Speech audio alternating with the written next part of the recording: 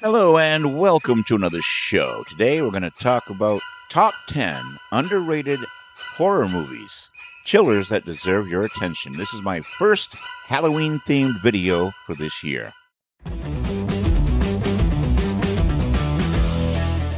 Horror fans often look beyond mainstream titles for fresh scares and hidden gems. Here's a list of 10 lesser known horror movies that offer unique frights and are perfect for fans seeking something different. Plus, stay tuned at the end of this list for upcoming horror movies to a theater or streaming near you. Only back then we were tight. Sisters, practically. People found it hard to believe that a babe like Jennifer would associate with a dork like me. The number 10 movie on our list is Jennifer's Body from 2009. And it has a small but loyal following who often claim this is one of the most underrated horror movies out there. This makes it a perfect addition to the list. Megan Fox plays Jennifer Check, the popular girl in school. Her best friend is Anita Needy Lesnicki, perfectly portrayed by Amanda Seyfried. She's a quiet nerd who has some hidden feelings for her friend. Jennifer is infatuated with a local emo band who end up sacrificing her as a virgin in exchange for fame. However, the ritual ends with her being possessed as she was not actually a virgin. The film has a perfect blend of comedy, horror, and food for thought. Instead of having a traditional final girl, Needy is the last one left, and she has no intentions of leaving the horrors she witnessed behind. The inciting incident stems from the perceived value of a virgin and the demonization, literally, of a woman who didn't save herself for marriage, so it's no wonder this film is a favorite of the two leads. The movie's title is from the song Jennifer's Body by Courtney Love's band Hole.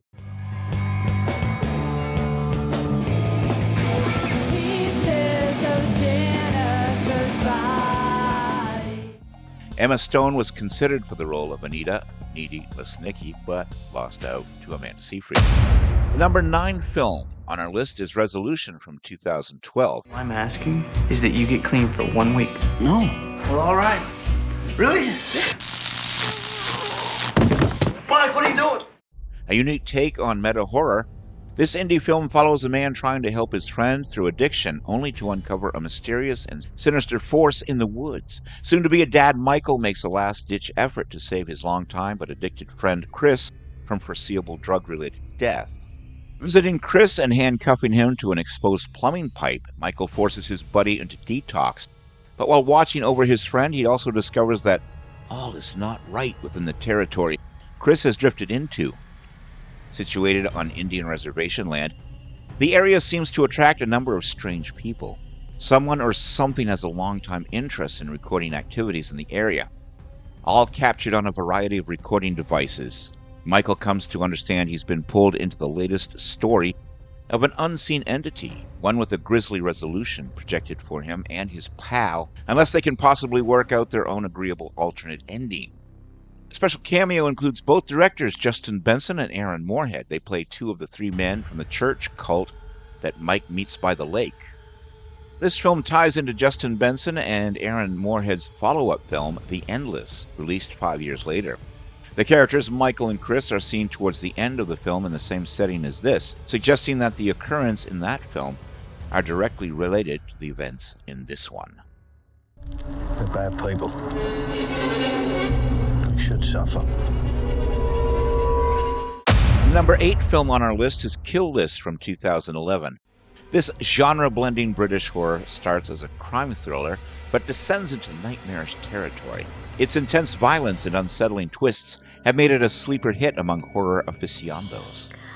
8 months after a disastrous hit job left him physically and mentally scarred, and struggling to support his wife and son, Jay is pressured by his partner and best friend Gal into taking a lucrative 3-part assignment: kill a priest, a librarian, and finally, a member of parliament. As the two men, one a volatile hothead and the other a careful professional, carry out their work with shocking brutality, Jay's world begins to unravel until paranoia and unexplainable visions send him plunging into the heart of darkness. The librarian telling Jay, "Thank you," was co-writer Amy Jump's idea. "It's scarier if someone asked for it," she adds. Amy Jump can't recall why they show Jay playing with his wife and child in slow motion. Because it looks more menacing slowed down, replied Ben Wheatley. The name Wheatley is well known in the horror genre, starting with famous author and no relation, Dennis Wheatley, and now movie maker Ben Wheatley. ¿Qué es un fantasma? Un evento terrible condenado a repetirse una y otra vez. The number 7 film on our list is The Devil's Backbone from 2001. Directed by Guillermo del Toro, this ghost story, set during the Spanish Civil War, weaves history and supernatural elements with atmospheric brilliance. Described by Guillermo del Toro as being a sibling film to Pan's Labyrinth from 2006. This being the masculine brother film and Pan's is the feminine sister film. It was strongly inspired by the director's personal memories, especially his relationship with his uncle, who supposedly came back as a ghost. This labor of love for director Guillermo del Toro was 16 years in development, who wrote the story while in college. After Guillermo del Toro's poor results with Mimic from 1997, he declared he had trouble getting any further films financed, as the Weinstein brothers were badmouthing him everywhere. Pedro Almodovar, who loved his previous work with Cronos, had offered to help him get produced a movie in Spain. Del Toro ultimately accepted his offer, rewriting the original script, which was originally meant to take place during the Mexican Revolution, to be adapted to the Spanish Civil War times. Much like his later film, Crimson Peak, the ghosts in this film are not the real monsters, but the humans are the real monsters.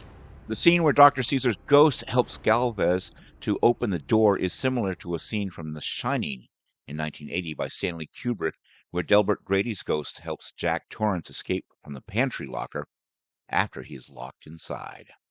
I got a cousin. That is the whitest man I've ever seen. He wants to meet up. Oliver? Cousin Evie. It sounds so Jane Austen when you say it like that. The number 6 film on our list is The Invitation, which is a dinner party that turns ominous as old friends gather and dark secrets surface. This slow-building thriller keeps the viewers guessing until its shocking conclusion. This is Carl June's first film 4 years after Real Steel. This is the second time in which the fate of a character played by Maria Delfino is left unknown. In Jeepers Creepers 2, her character of Rhonda is thrown out of a moving truck in an attempt to save her life from a deliberate crash meant to kill the creeper. Whether she survived or not has never entirely been confirmed in this film. And in this film, Claire leaves the party early, and those signs point to Pruitt killing her when he flags her down as she's driving away. This was also not confirmed. The number 5 film is Terrified from 2017. Esto implica que nosotros tres vamos a dividirnos en cada una de las casas donde creemos que ocurran los fenómenos paranormales. An Argentinian paranormal investigation film which features multiple interwoven stories and relentless scares. Its inventive approach to hauntings is both terrifying and original. It is a 2017 Argentine hyperlinked supernatural horror film written and directed by Damian Rugna, concerning a series of supernatural events in a neighborhood of Buenos Aires. When Juan mentions to Clara that the dog they ran over turns out to be alive, he says that the animal was like Highlander. This is a metaphor for Eternal, much like the character from the film Highlander. They declared Walter dead in 2002. I ran into him just last week. You see me? Left behind a son who says his dad was taken away by a monster. The number 4 film on the list is Absentia from 2011.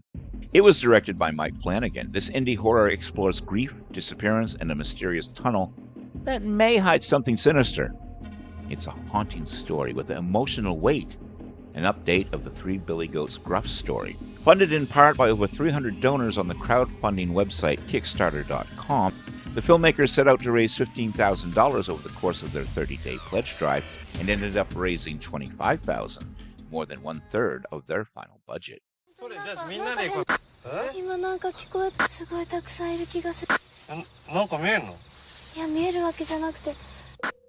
The number 3 film on our list is Noroi, The Curse from 2005. This found footage film follows a documentary filmmaker investigating supernatural phenomenon. Its realistic style and disturbing narrative have earned it a cult following. It stars Jin Meraki as a paranormal researcher investigating mysterious events for a documentary. And it's presented as the finished documentary using pseudo-documentary and found footage techniques. The Watch Mojo Top 10 website has fantastic Asian movies you have not seen, which lists Nori the Curse at number 7. Sheriff, what happened? No ID, no fingerprints in the system. For now, she's a Jane Doe. The number 2 film on our list is The Autopsy of Jane Doe from 2016. It's set in a morgue. 2 coroners unravel the mystery behind an unidentified corpse with terrifying results. This claustrophobic film combines supernatural and crime elements for a gripping experience. The Autopsy of Jane Doe is a 2016 supernatural horror film directed by Andre Øvredal, his first English-language film, and it stars Brian Cox and Emil Hirsch as father and son coroners who experience supernatural phenomena while examining the body of an unidentified woman, played by Olwen Kelly. Andrea Øvredal was inspired to do a horror movie after attending a screening of The Conjuring. He immediately called his agent and told them to find a good horror script for him. A month later, they showed him the script, and he was immediately interested. Now, Martin Sheen was originally cast as Tommy, but had to drop out due to scheduling conflicts. He was replaced by Brian Cox. The song playing throughout this movie is Open Up Your Heart and Let Your Sun Shine In, performed by the Cowboy Church Sunday School. The version used is the 45 RPM recording, but it was played at 33 1/3 RPM. This psychological horror is set in an abandoned mental asylum where a cleaning crew faces unsettling events. The atmospheric tension and slow burn suspense make it a must-watch.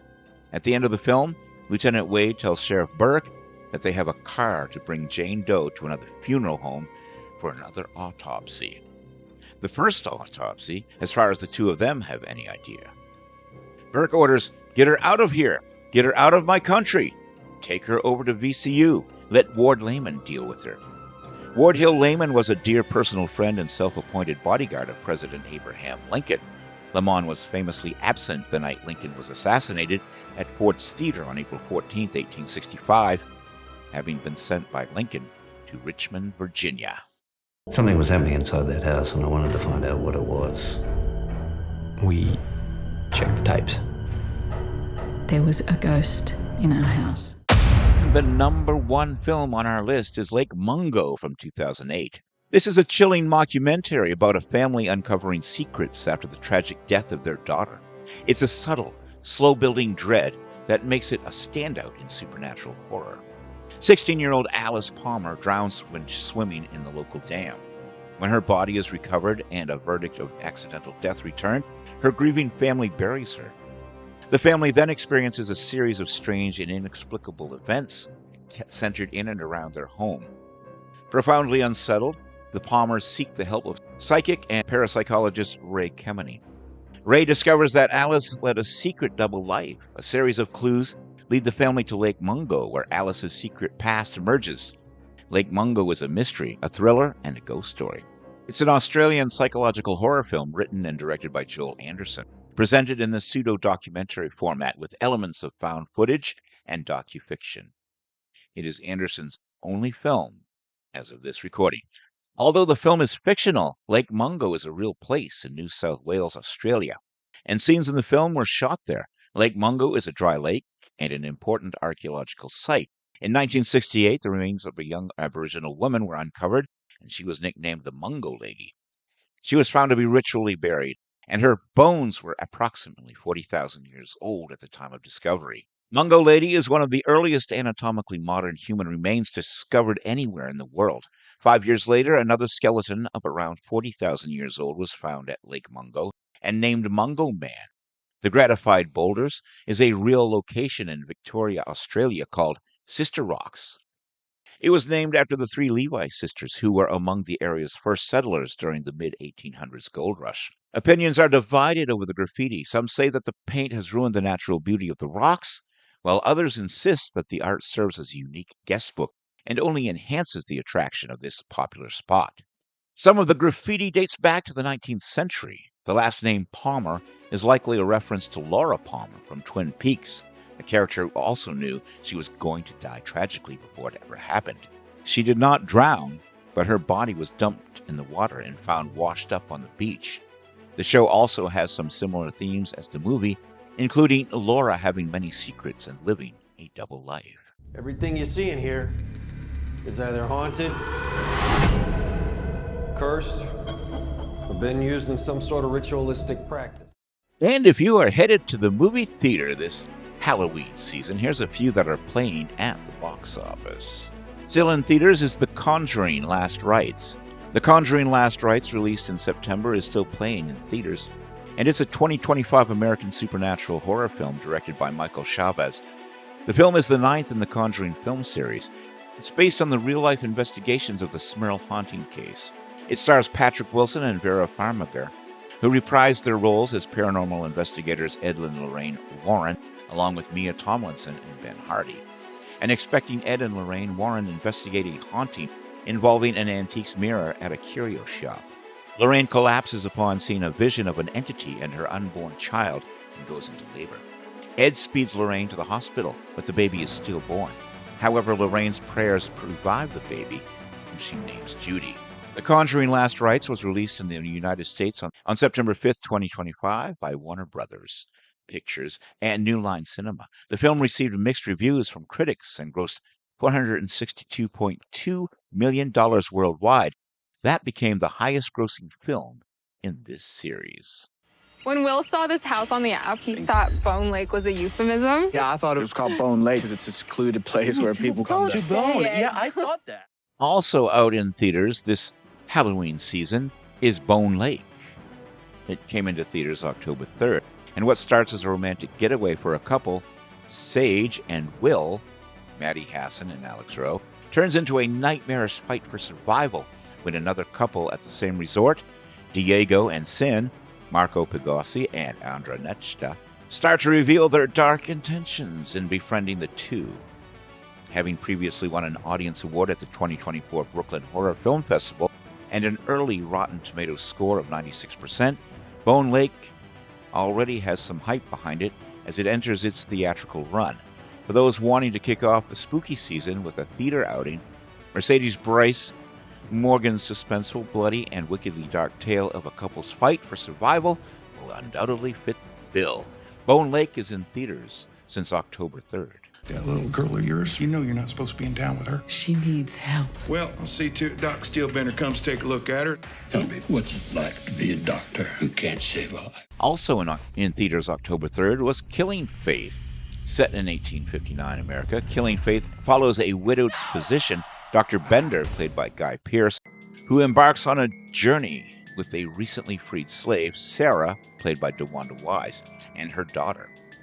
The three seek a spiritual healer as Dr. Bender is skeptical of supernatural implications, but unable to treat Sarah's daughter's disease, which causes anyone she touches to die. Set in 1859 America, Killing Faith follows a widowed physician, Dr. Bender, Sarah, and her daughter. Supernatural suspense combined with the Western genre, when done right, often positions itself as a favorite among fans of both genres. Killing Faith looks to fit that niche, and they have the perfect leading man in Guy Pearce to bring the gritty Western thriller to fruition. We are getting some ravenous vibes. Killing Faith in theaters now. Hello, Finney.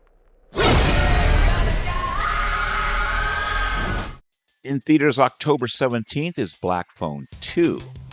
Taking place 4 years after the events of the first film, Black Phone 2 sees Finney still struggling mentally with the events that occurred and haunted by visions of the Grabber. When his younger sister Gwen has her own visions of 3 kids at a resort known as Alpine Lake who are in danger, the two investigate, only to be confronted by a returned and more powerful masked killer. With the first Black Phone being such a hit, the second film is very likely to meet with similar praise and box office success, particularly with director Scott Derrickson's return.